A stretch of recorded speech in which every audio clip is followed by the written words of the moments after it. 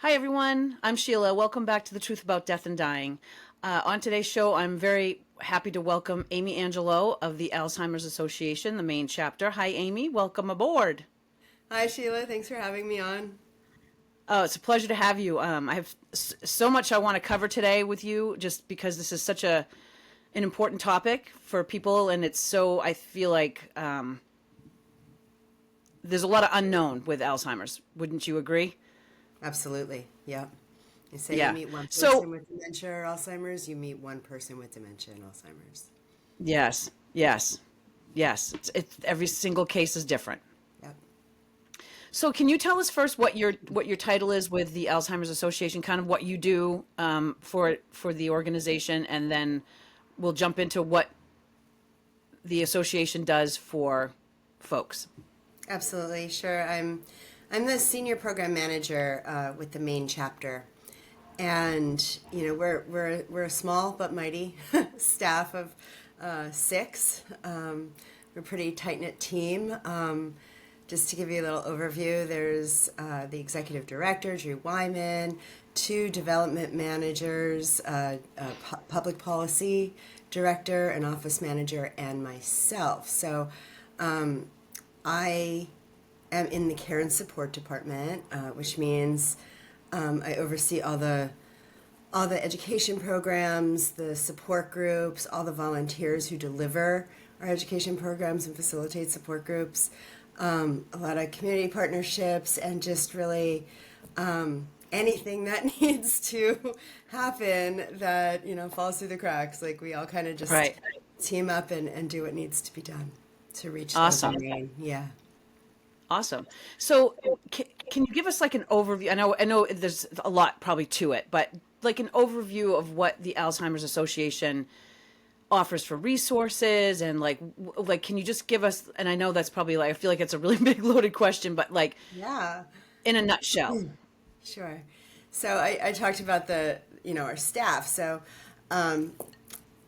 certainly there is, which you've probably heard of, the fundraising aspect of the Hmm. association, which allows every other bit of our work to happen. We have the Walk Stand Alzheimer's, what was called the Longest Day event, which is now Do What You Love to End Alzheimer's, kind of like a DIY fundraiser event or events. And there is also then a huge public policy piece, which we have many advocates here in Maine and across the country who, really share their stories, their voices, in order to affect change, and really put into policy the the things that are going to help people living with dementia, access to medications, access to care, to help the caregivers, increase funding for respite, that kind of thing. So that's the public policy piece. There's also a huge public health piece that's closely tied to that. So working with the health systems, just sharing resources, education, how can we all better work together to provide person-centered dementia care to people living with this disease. Excuse me. And then there's the care and support piece, which is what I do, and that's just providing education. We have 10 core curriculum programs, education programs that we provide for free to the general public, to caregivers, to family members, really to anybody who wants to learn more about what dementia and Alzheimer's is, what how to better care for people with the disease, how to communicate, how to have those hard and important conversations with people, how to plan also. Yeah. So the education, we also do special education for direct care workers in facilities. That's the person-centered dementia care training. That, however, is not free, but that is the only thing that is not. Yeah. And that's an amazing train the trainer program. that we offer. And then we also have support groups, both virtually and in person. We have about 40 right now throughout Maine, including grief groups. That's awesome. I think I don't want to interrupt you if you keep No, going that's if you have okay. Because I think that was some and I have some viewers that had questions about what you offer yeah, and I think you kind of just touched on that. Because I have one friend whose mom had Alzheimer's and she wasn't the full-time caregiver. yeah, And I think she was feeling very like she just didn't know what was going on. And her stepfather, I think, was trying to keep everyone just kind of out of the scenario, wanted to make things look like they were just fine. And he was like bathing her, doing her hair, trying to get her to look like as, quote yeah, unquote normal as possible. But it wasn't helpful to my friend because she had no idea what she was up against. And she felt very I don't know. I can't even think of the word, but like at the doctor's office, they weren't forthcoming about this, and so I think she just felt very frustrated and just kind of like didn't. After the fact, of course, hindsight's 2020, but like that she could have tapped these resources to better serve her mother. Oh, absolutely. Yeah. Yeah. I Yeah, mean, and so can you talk to like and I think her other question or one of her questions was like, what kind of resources do these like psychiatric places and hospitals like yeah. to tap into that resource to help these folks deal with what they're up against and the ones they love and they're trying to take care of them the best they can and you Yeah. know Gosh, there's so much there, really. Just because I've lived it, I also encounter it daily. Um, there's still a huge stigma around this disease. A lot of people don't want to share that, their spouse, their parent, what have you, has a diagnosis, or they won't even seek help. They won't seek a diagnosis. They won't talk to their doctor about it because, if they don't talk about it, everything's fine.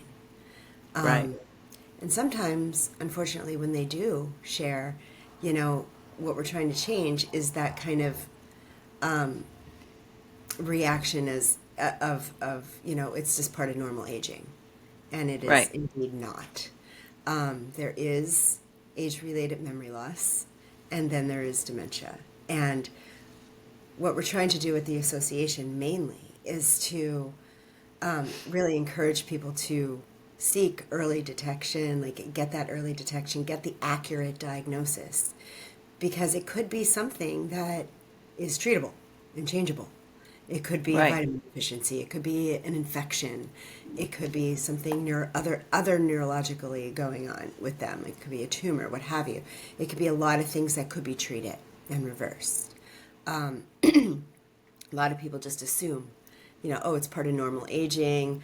I'll talk to my doctor when it becomes a problem, right and we are encouraging people to not let it become a problem. Like if you know yourself best, you know your loved ones, talk to them, talk to the doctor, talk to the family about this, because this is not just the disease that affects the person. It affects the entire family system, affects yeah community, affects friends, communities. It really has a far-reaching effect when someone is diagnosed. So we want people to feel comfortable, talking about it and knowing that they're not alone. Getting the resources, getting direction from their healthcare, partners, hmm and also, just encouraging them to like join a support group.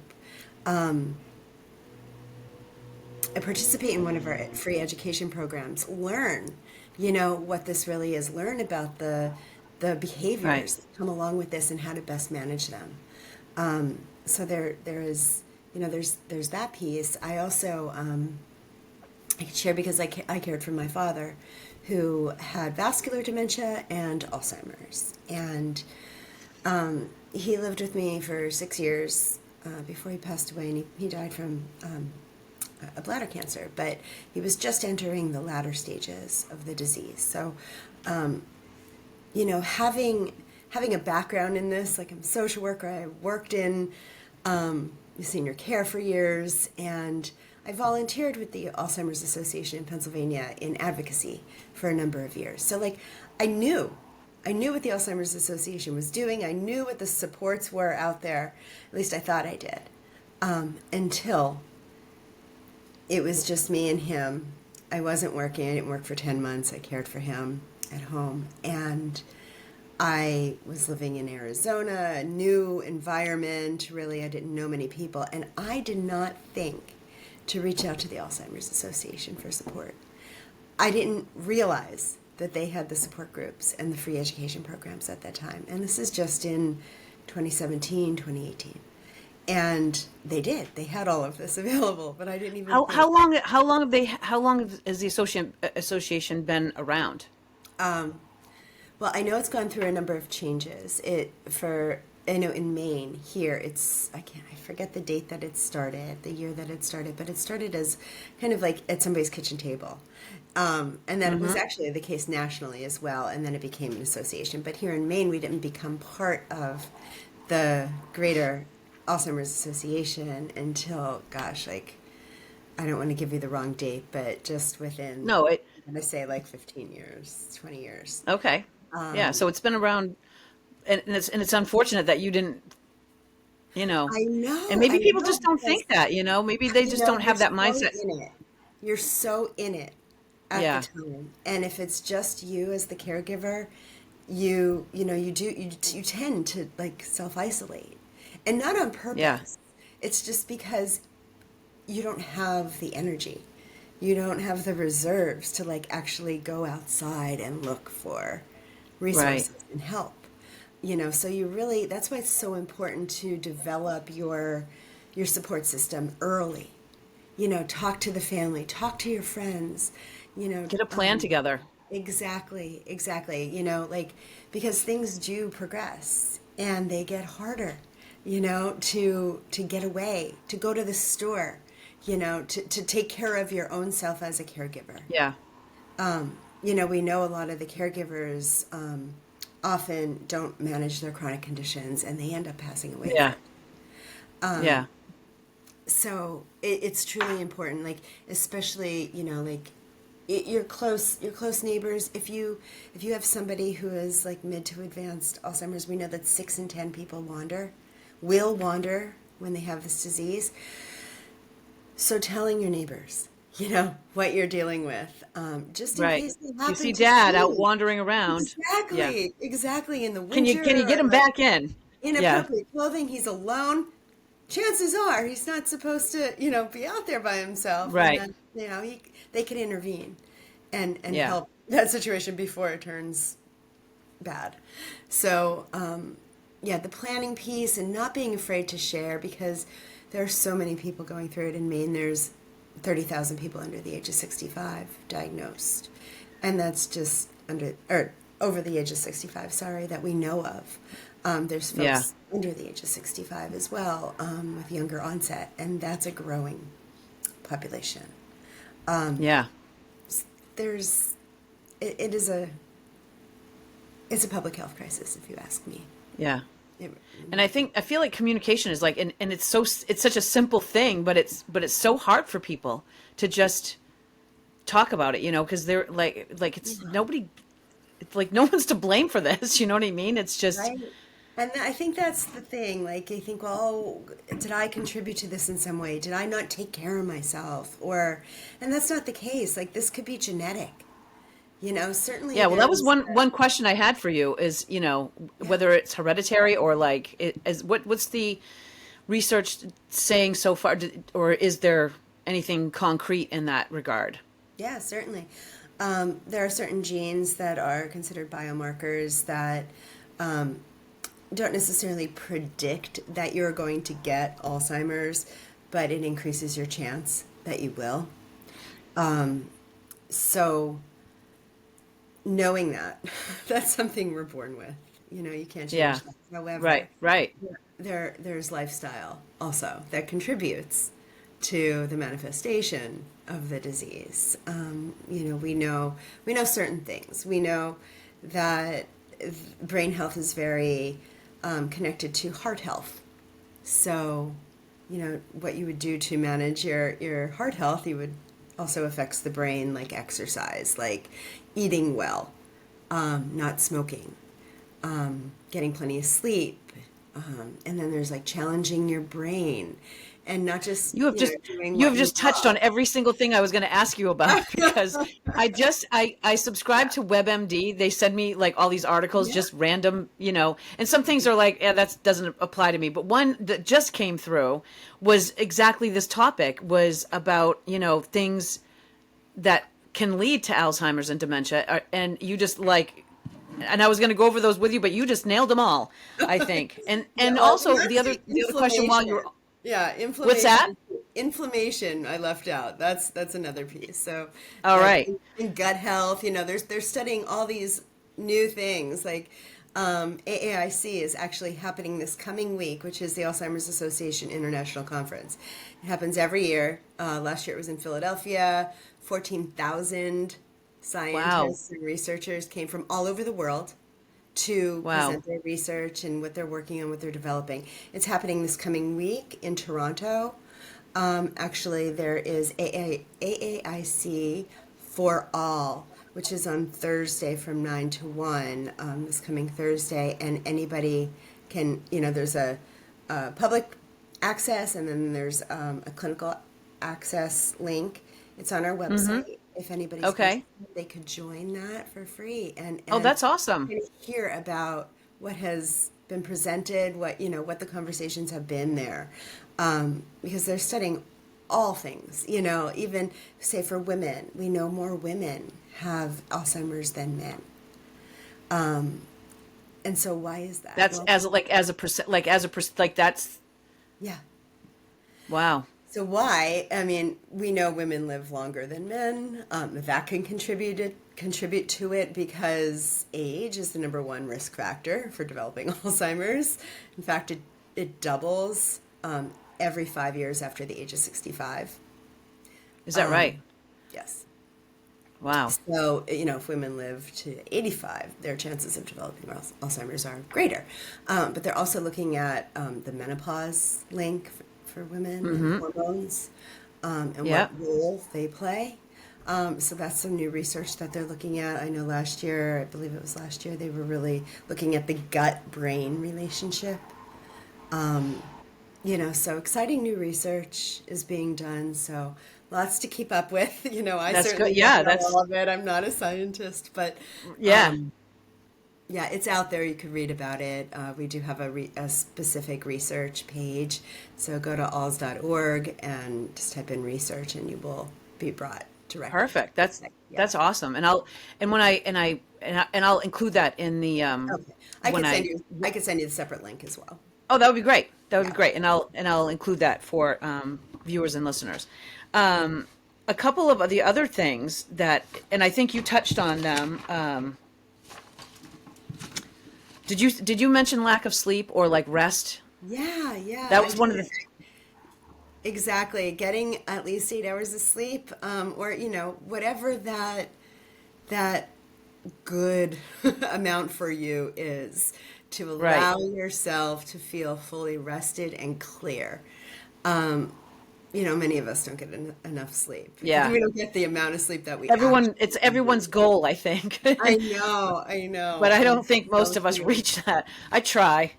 Oh, gosh, so just Um, like, you know, the regular routine before you go to bed, you know, try and limit your screen time, all that good stuff. yeah. And just, you know, make an effort, you know, to not have caffeine, to like kind of wind down before you go to bed to get that good rest, allowing your brain to rest and to clear any of the buildup that occurs Yes. throughout the day. I try to sleep like quiet and dark and just because I feel like I sleep and get more rest when there's not the TV on or like, Oh, right. that Yeah, that absolutely. kind of I'm like I can't shut it off if I've still got stuff coming in my I brain. know, I And then know. one of the other things was what go ahead. Oh, okay. The other thing they said was you have too much time alone, like alone time. Like and the thing was, is you need to have connections and not like Facebook and Facebook friends or like Right. Instagram, but like real The connections with pseudo. people. Go out to lunch and like, Yeah. and because it's they said it's less likely to suffer from brain decline if you have those social interactions regularly. Absolutely. Yes. Yes. Socialization is huge. We need stimulation Yeah, as humans. You know, our brains do need to be stimulated, and we can't we can't like recreate that through, you know, like these pseudo relationships on Facebook or whatever it right. is. You have to have that in Yeah. person connection.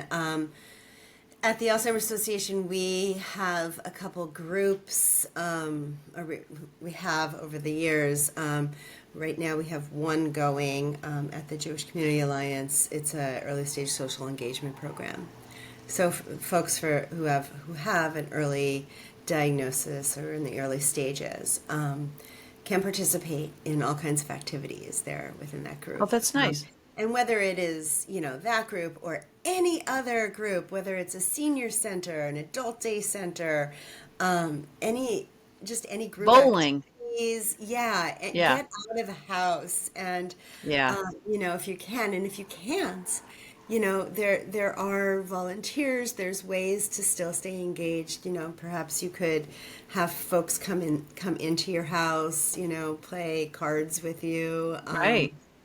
You know, games, There's no whatever you excuse. enjoy doing. There's no excuse. There's so many excuses, Yeah. but you know, it's But there how really is no good excuse to not have we those interactions. overcome isolation. Yeah. You know, especially it's hard to say like which comes first.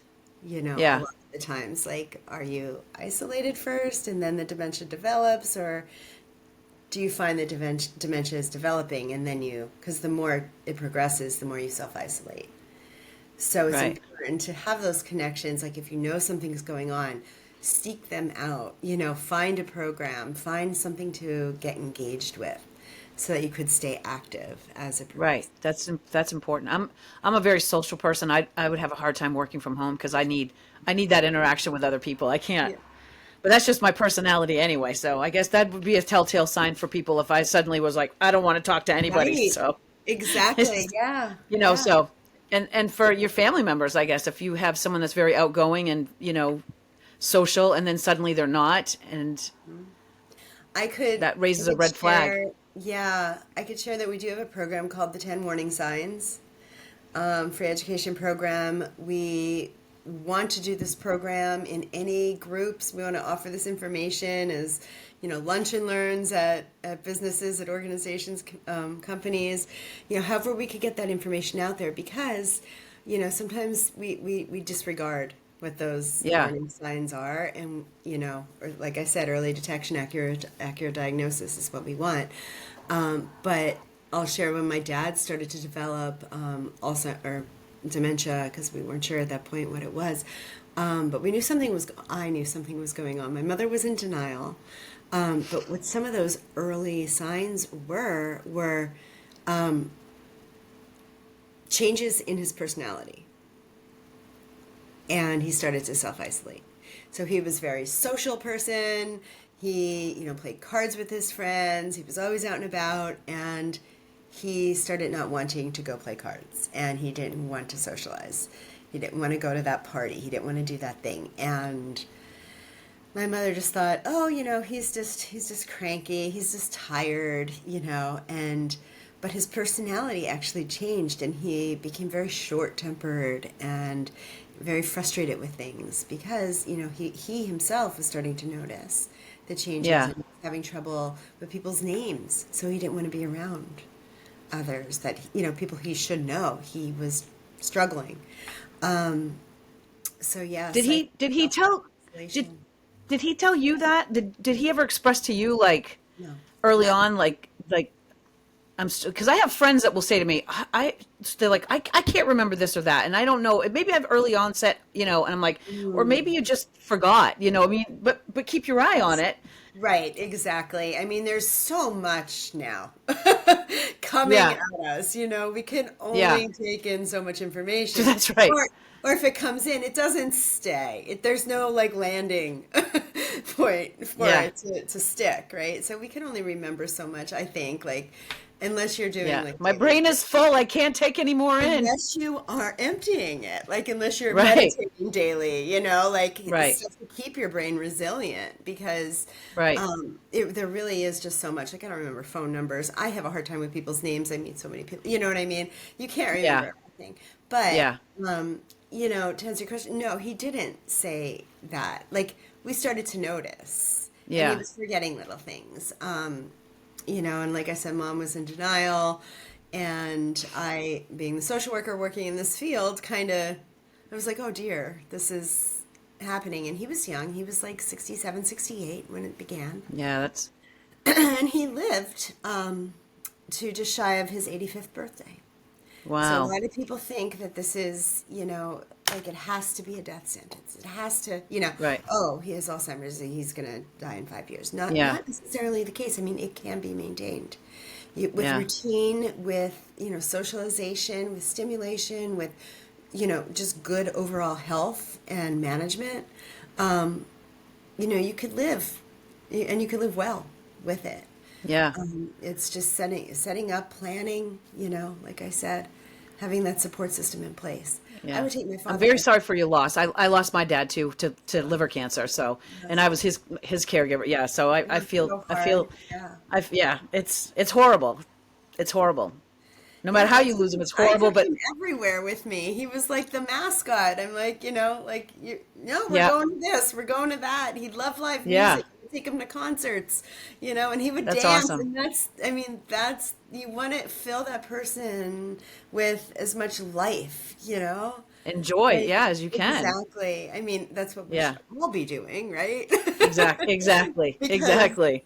like, Don't wait till you've talk gotten this like diagnosis that, now your time is limited. Like exactly. live your life. Yeah. Yes, I mean, the Um, truth about death and dying, it's about living. It's about this, exactly. Yeah. Exactly.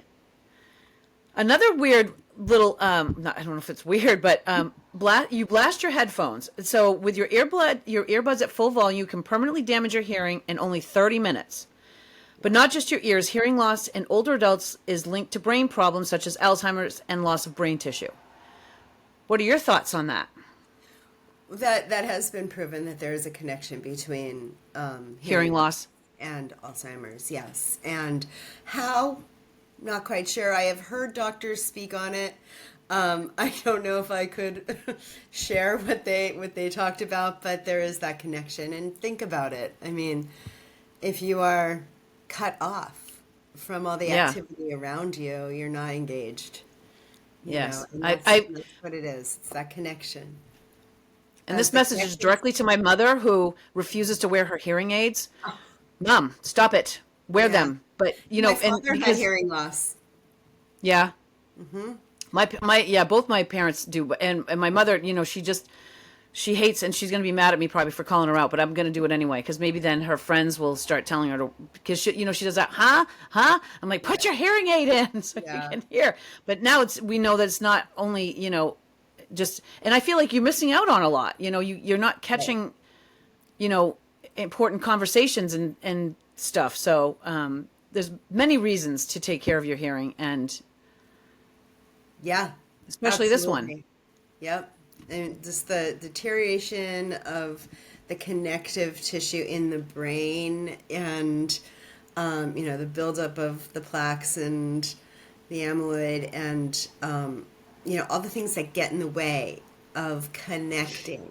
That is what Right. we're doing. That is what we can control is, externally.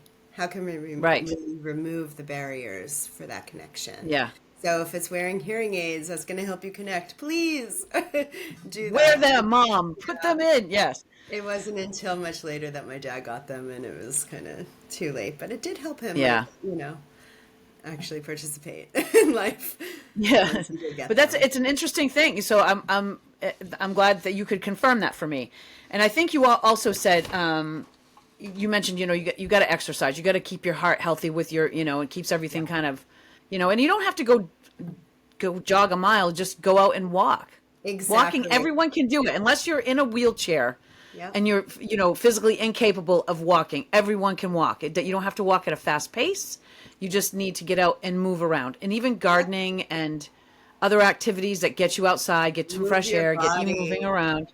Yeah, Yeah. I mean, if you find yourself just being physically limited in any way, you could still do chair exercise, chair yoga. Right.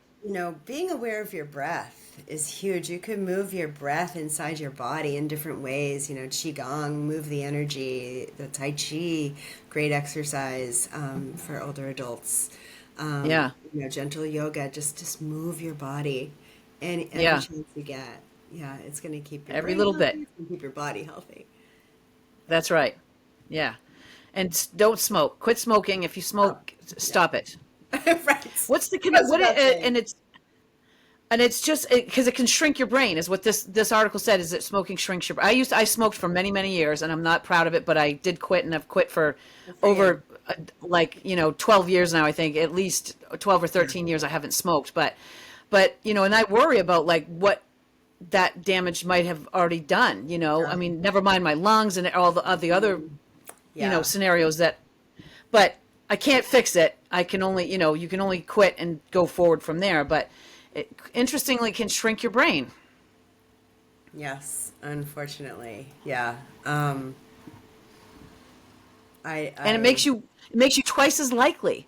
It says to get dementia, including Alzheimer's, wow.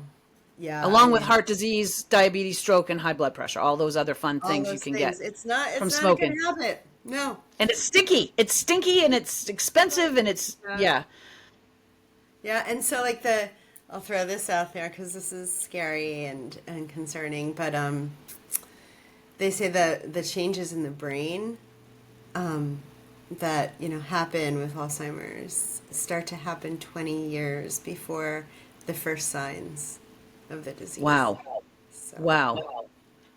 So all you young folks who are taking care of your family members yeah, who are yeah, smoking. Yeah, I mean it's all like it's obviously you're never too young to start taking care of your body yeah. and people, I don't know how many times people would say, if I knew I was going to live this long, I would have taken better care of myself, So many Well, people, right? I know so it's many people, so and my father, he was on a lot of medications for high blood pressure, and I really believe that that's because he was not a drinker at all. I mean, like maybe once a year he might have a sangria, or a glass of wine, but he was not a yeah. drinker. But he had liver cancer and cirrhosis, and I'm Mm. just like, how is this possible? But I think it was all those Wow. medications filtering through his liver, and so Processed I foods filtering through yes, all the yes, and my dad loved to chemicals eat. we put in our Yeah, body, all the yeah, junk we put in the body. Like it yeah. doesn't it doesn't help. Yeah, it's terrible, and that was another thing, was like all that, and the other thing was you overeat. My dad was, that was part of his problem too, was he loved food. That was Mm. his that was kind of his addiction. Not, although he wasn't like obese, but he was, he had a gut, and but so that's like I'm trying to be proactive now to not follow in his footsteps. It's kind of like you gotta look what's in front of you. Look at your Yeah. parents or your family, that this could come to you. Yeah. So be Oh proactive gosh. in your own health so that you can have a nice, long, healthy life, hopefully. Yes. And they say you turn into your parents, and I could see it. I could see it happening. I am my Yeah. mother. I am my father, and Yeah. all of their bad habits and all of Yes. their inclinations to do X, Y, and Z that aren't good for you. And Yeah. I'm not. So yeah, I understand. Yeah. It really does You have take to be aware of vigilance. what's, You have to work towards. Otherwise, you're just allowing the patterns yes, got to break the to chain. happen. Exactly. Yeah. Yeah. So, I mean, even if you just start small with like stop eating lunch meat, or like, processed Right. foods, or, Yeah. sugary snacks, Yeah. because all of that contributes to inflammation in the body, in the brain, and, And there's some great alcohol is resources not out there. good for you. And, people, how much is alcohol normalized in this society? And I Right. love my wine, and Right. so it's limiting. Right. if you can't cut it out completely. Yeah. Yeah. Treat a treat like a treat.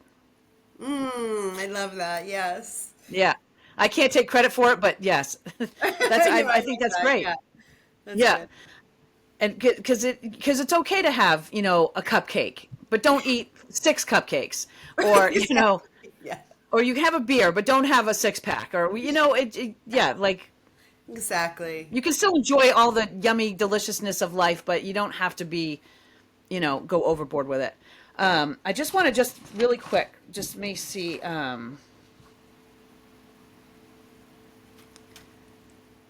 I feel like we've like covered some of these questions. I just wanted to just before Sure. Yeah. we've talked about that. What do you find? What do you find? This is my own question for you. What do you find to be the biggest misconceptions and myths where Alzheimer's is concerned? Does anything come to mind right off the top of your head? Well, yeah, that it is part of normal aging. That people who are, 75 or older, if they experience memory loss or, any signs of dementia in general, that's normal. And it is indeed not. It's actually a disease that's happening inside your brain, and it should be diagnosed properly. There are many, many forms of dementia, Alzheimer's being the number one, with vascular dementia, being another, frontal temporal dementia, Lewy body. There's several different kinds, and finding out exactly, what's going on in the brain is helpful because Yeah. not all the dementias respond to different interventions the same way. So, finding out what it is. So not just saying, oh, Right. it's part of normal aging. That's number Right. one. Number two is that it's a death sentence.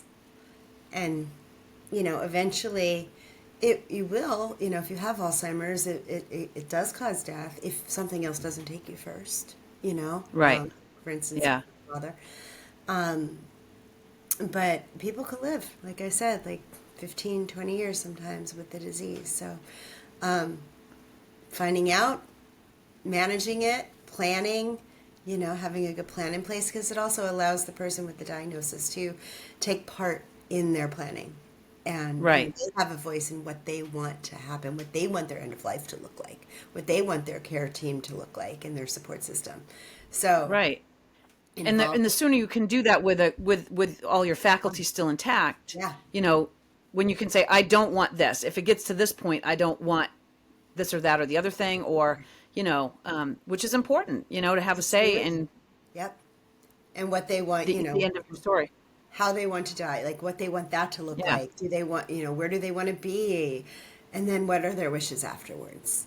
Yeah. Like it's so important to have them participate in their planning for their end of life. Yes. Yeah, any other And I think misconceptions? Yeah, what do you think? What do you think?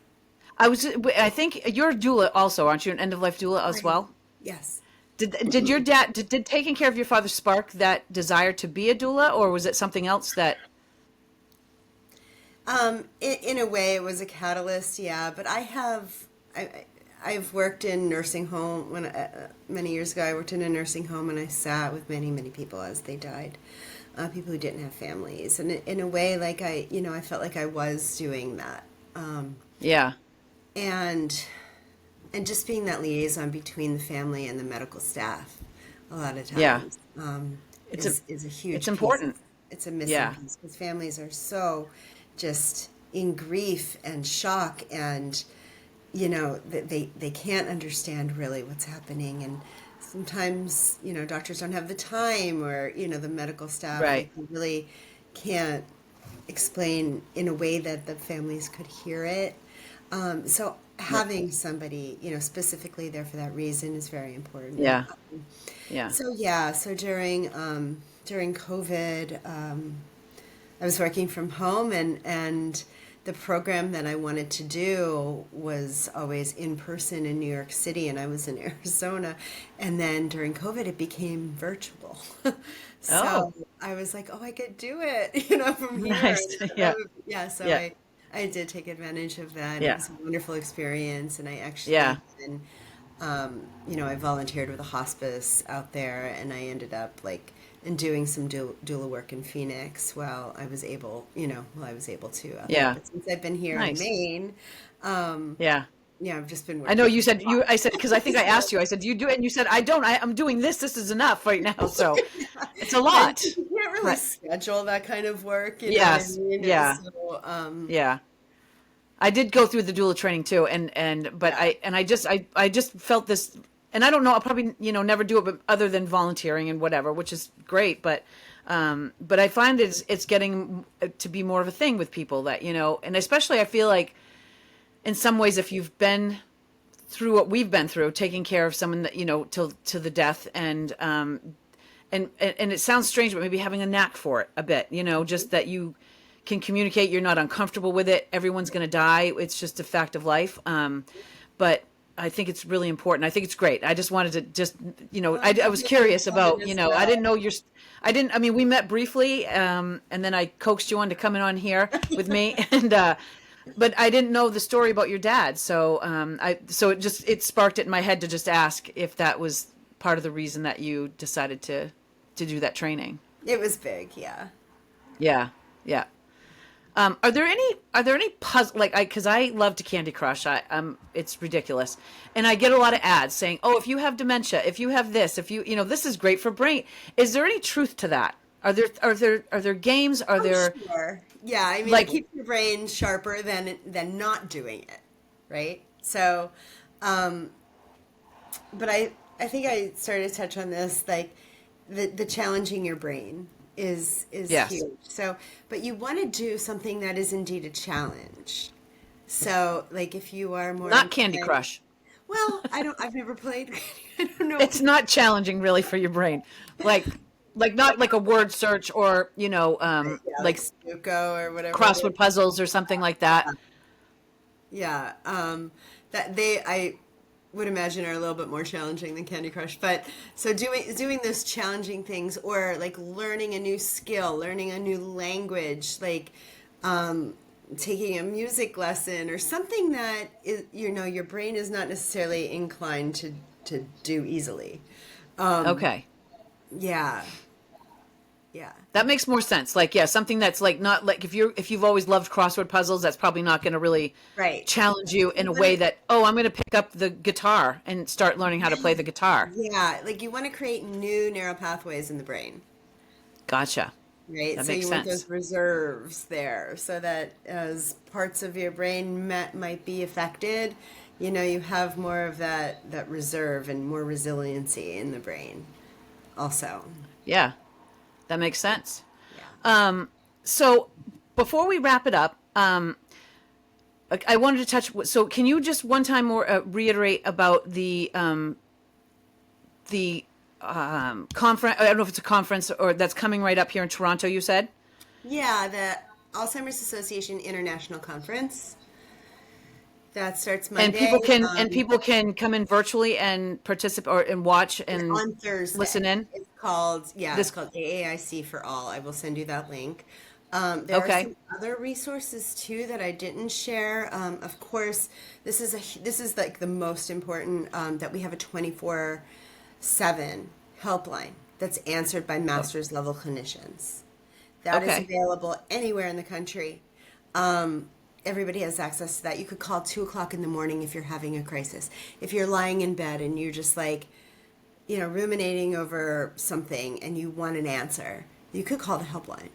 Oh, awesome. Or, say you're caring for somebody and you need to be at a medical appointment at 2 o'clock and it's 1:30 and the person's not cooperating, in getting out of the house or what have you. You could call the Yeah, helpline. You could call the helpline, and they'll help walk that's you through it. amazing.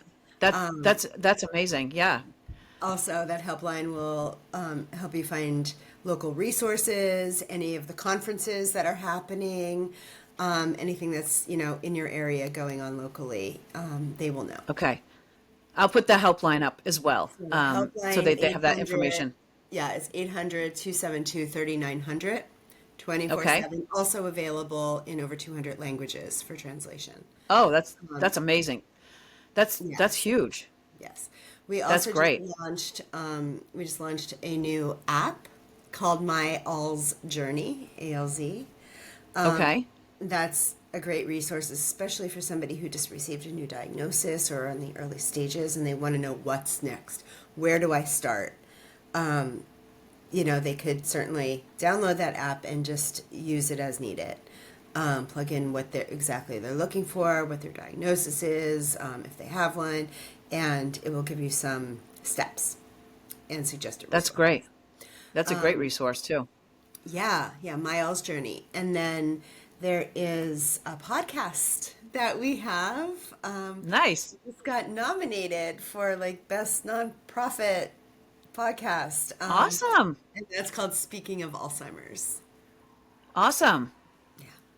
That's great. Those are some really awesome Yeah. resources to have, and that especially the helpline. I mean, to just and that would have so benefited my friend because she would have been calling that constantly, like, I okay, know. this is And going I on, would and too.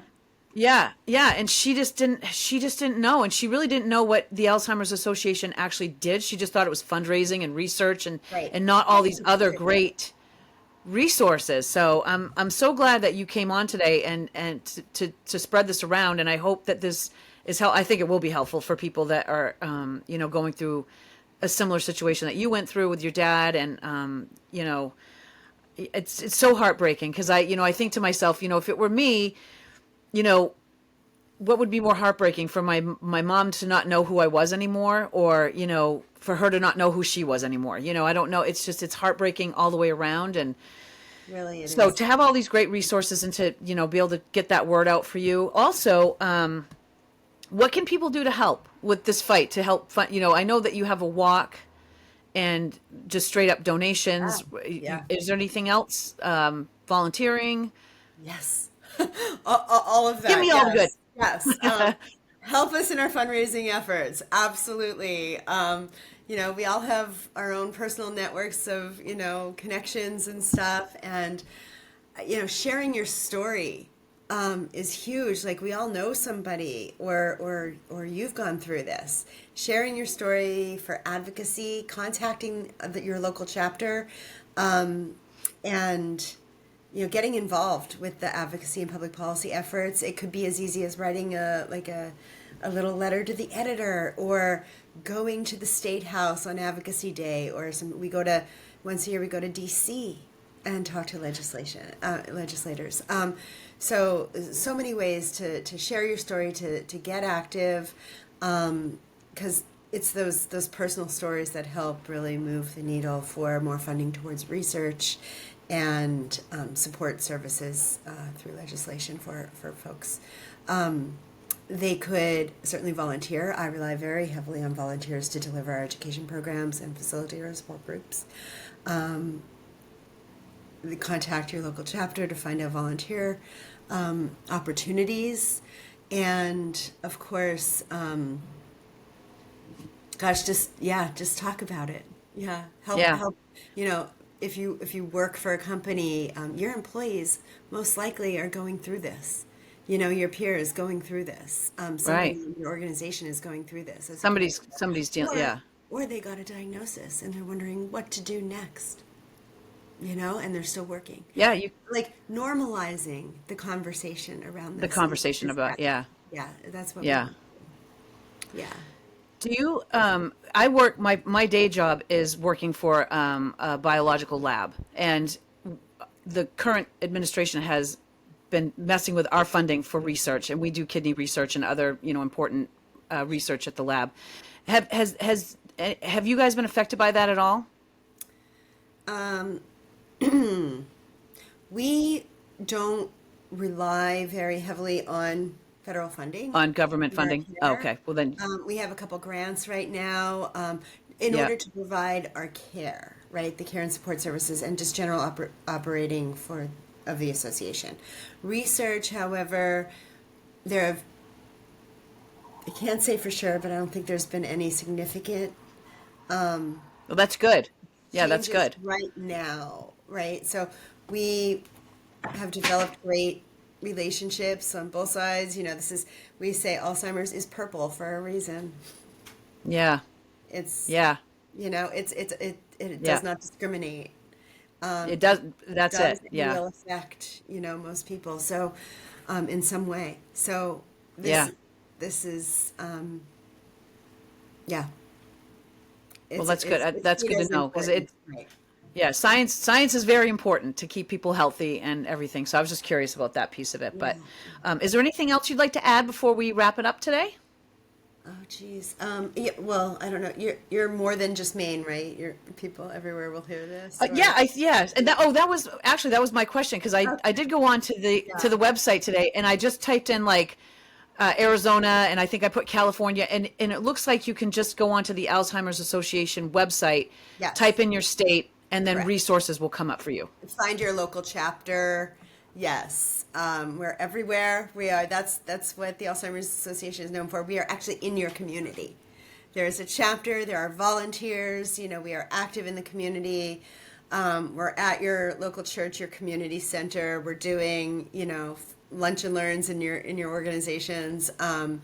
We have 7 walks in Maine. I was in Arizona before. I participated in walks out there. They're everywhere. Great. Which is fantastic. Yeah, but Yeah. we're gonna be showing a we're not the Portland Museum of Art is showing a screening called Familiar Touch, and that is going to start in August. And the 21st, we're doing a talk back after the showing at the Portland Museum of Art, and it's Oh, about nice. a woman with Alzheimer's. Oh, Yeah, okay. so there's, PBS has a lot of resources, Yeah. documentaries on caregiving and Alzheimer's. So another great resource if you're just more curious. Awesome. Yeah. Awesome. Thank you so much, Amy, for coming Very on today welcome. Thank you and so much for educating people having because me. I think, it's just invaluable what you've told us today because like I've learned so much and hopefully, my viewers and listeners will tap these resources because I feel like you're right. There, it's everywhere and communication is a big deal. Don't be afraid to talk about it. It doesn't, and I Exactly. feel like a lot of people just, that's their mindset. It's like, oh, if you don't talk about it, it doesn't exist. Well, that's Yeah. not true. That's not true at all. So, Yeah. No, it's so but important to have thank the you so much. I support. appreciate it. Thank Thank you you. for doing And this. yes, you're welcome. And if those of you who are listening, if this seems important, please like and subscribe and we can keep on, I can keep on doing these videos and, bringing education to people because I think it's really important that, the more knowledge is power. That's it. Knowledge is power. So great. Well, thank you, Amy, and thank you everyone for joining me, and we'll see you next time. Thank you, Sheila.